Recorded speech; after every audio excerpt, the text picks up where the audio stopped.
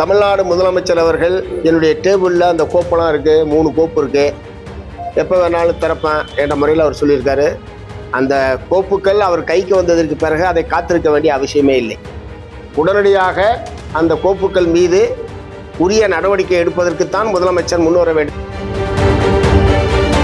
Introducing Growth Guarantee Homes from MP Developers. Trust forever.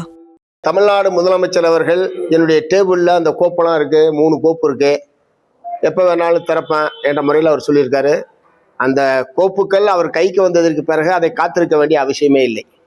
உடனடியாக அந்த கோப்புக்கள் மீது உரிய நடவடிக்கை எடுப்பதற்குத்தான் முதலமைச்சர் முன்வர வேண்டுமே தவிர அதுக்கு அதை என்ன சொல்கிறது, எதிர்கட்சியினரை அச்சுறுத்துவதைப் போல இது என் கையில் இருக்கு அப்படின்ற முறையில் அவர் சொன்ன விதம் என்பது பொருத்தமானதல்ல. உண்மையிலேயே சம்பந்தப்பட்ட துறைகளில் ஊழல் முறைகேடு நடந்திருக்கிறதுக்கான ஆதாரங்கள் இருந்தால் உடனடியாக சட்டப்படியாக நடவடிக்கை எடுப்பதற்கு தமிழ்நாடு முதலமைச்சர் அவர்கள் தாமதமில்லாமல் நடவடிக்கை எடுக்க வேண்டும் என்பதை மார்க்சிஸ்ட் கம்யூனிஸ்ட் கட்சியின் சார்பில் வற்புறுத்துறாங்க. அதே சமயத்தில் அறுவடை பண்றது டிபிசி இன்னும் தொடரல. டிபிசி தொடக்க உத்தரவு கொடுத்துருக்காங்க. 10 கூட முழுமை மயிலாடுதுறை மாவட்டத்தில். இதனால இன்றைக்கு தமிழ்நாடு சட்டப்பேரவையில் மாண்புமிகு முதலமைச்சர் அவர்கள் 110 விதியின் கீழ் 3 முக்கியமான அறிவிப்புகளை வெளியிட்டிருக்கிறார்கள். ஒன்று, பரந்தூர் விமான நிலைய திட்டம் என்பது கைவிடப்படுகிறது என்கிற முக்கியமான அறிவிப்பை அவர் வெளியிட்டிருக்கிறார். எங்களை போன்றவர்களும் ஏற்கனவே, ஏன்னா அங்கே ஒரு 13 ஏரிகளை அளித்தும் பல்லாயிரக்கணக்கான 3000 ஏக்கருக்கு மேற்பட்ட நஞ்சை நிலங்களை அளித்துத்தான் பரந்தூர் விமான நிலையம் அமைக்கப்படும் என்று ஏற்கனவே கடந்த ஆட்சி காலத்தில் அறிவிக்கப்பட்டது. அதற்கு எதிராக அப்பகுதி மக்கள், விவசாயிகள் ஒரு தொடர்ச்சியான போராட்டத்தை நடத்தி வந்தார்கள்.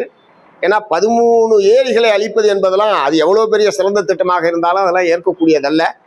அந்த வகையில் மாற்று இடத்தில் விமான நிலையம் அமைக்கப்படும் என்றும் பரந்தூர் விமான நிலைய திட்டம் கைவிடப்படுகிறது என்றும் முதலமைச்சர் அவர்கள் அறிவித்திருப்பதை மார்க்சிஸ்ட் கம்யூனிஸ்ட் கட்சியின் சார்பில் வரவேற்கிறோம். மாற்று இடம் என்பதும் அந்த பகுதி மக்களுடைய கருத்துக்களை கேட்டு பொருத்தமான இடத்தில் அமைக்கப்பட வேண்டும் என்பதையும் நான் வற்புறுத்த விரும்புகிறேன். ஆனால் செய்திகள் வெளியிலே வர பல்வேறு ஊடக செய்திகள் என்ன சொல்லுதுன்னா, அந்த திட்டத்துக்கு பதிலாக வேறொரு திட்டம் நிறைவேற்றுவதற்கான வாய்ப்பு இருக்கிறது என்கிற மாதிரியான செய்திகள் வருகிறது. நிலம் கையகப்படுத்துதல் சட்டம் 2013 அடிப்படையில் எந்த திட்டத்திற்காக நிலம் கையகப்படுத்தப்படுகிறதோ அதற்குத்தான் அந்த நிலத்தை பயன்படுத்த முடியுமே தவிர வேறொரு திட்டத்திற்கு பயன்படுத்துவது என்பது 2013ஆம் ஆண்டு நிலம் கையகப்படுத்துதல் சட்டத்திற்கு விரோதமானது. ஆகவே இந்த திட்டம் கைவிடப்படுகிறது என்று சொன்னால் அந்த நிலங்கள் முழுவதும் விவசாயிகளிடம் திரும்ப ஒப்படைக்கப்பட வேண்டும் என்பதை நான் வற்புறுத்த விரும்புகிறேன்.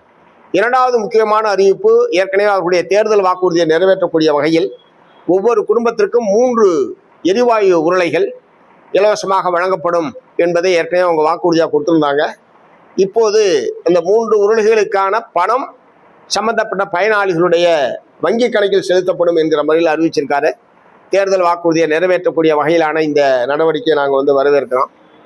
மூன்றாவது, பெண்கள் ஏற்கனவே விடியல் பயணம் என்கிற பெயரில் குறிப்பிட்ட பேருந்துகளில் மட்டும்தான் நகர பேருந்துகளில் பயணிக்க முடியும் என்கிற நிலைமைக்கு பதிலாக விரைவு பேருந்தாக இருந்தாலும், LSS ஆக இருந்தாலும், டீலக்ஸ் ஆக இருந்தாலும் நகரத்திற்குள் இந்த பேருந்துகளில் பெண்கள் பயணிக்கலாம் என்கிற முறையில், அதுவும் தேர்தல் வாக்குறுதியுடைய ஒரு பகுதி. ஆனால் ஒரு பகுதி தான்.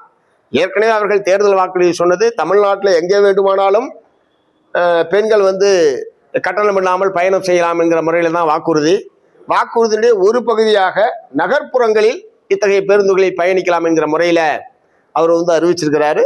தேர்தல் வாக்குறுதிகளை முழுமையாக நிறைவேற்ற வேண்டும் என்பதைத்தான் மார்க்சிஸ்ட் கம்யூனிஸ்ட் கட்சி நாங்கள் தொடர்ந்து வற்புறுத்திட்டு வரோம். அந்த முறையில் இந்த அறிவிப்புகளை மார்க்சிஸ்ட் கம்யூனிஸ்ட் கட்சியின் சார்பில் வரவேற்கிறோம். Introducing Growth Guarantee Homes from MP Developers.